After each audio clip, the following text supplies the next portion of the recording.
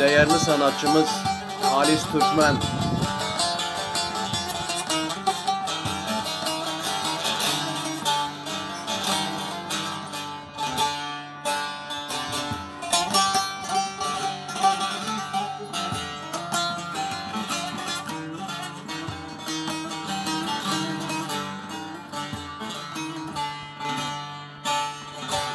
Sorma şu garip halimi, dertliden dert sorulur mu?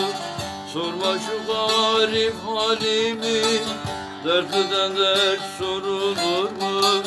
Ayrılık büktü belimi, dertliden dert sorulur mu? Sorulur mu ya?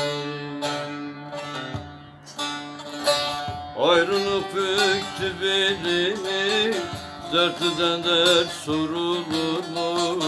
Sorulur mu? Sorulur mu? Sorulur mu ya?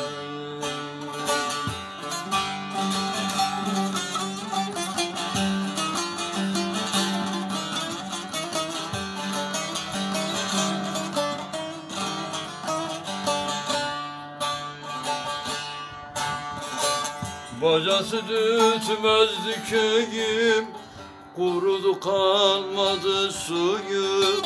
Bacası dütmezdi köyüm, kurudu kalmadı suyu.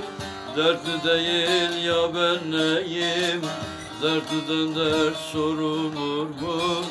Sorulur mu?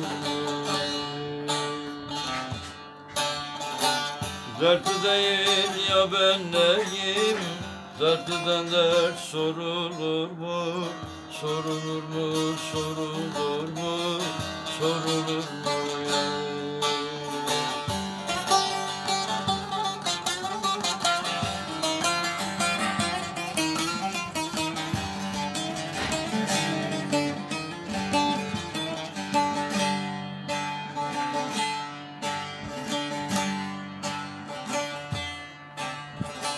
Her tarafım oldu tuzak, her derdi söylemek yasak. Her tarafım oldu tuzak, her derdi söylemek yasak.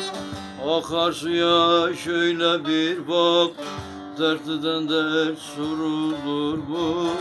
Sorulur mu?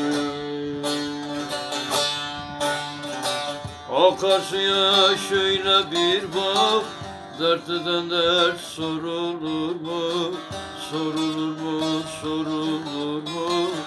Sorulur mu?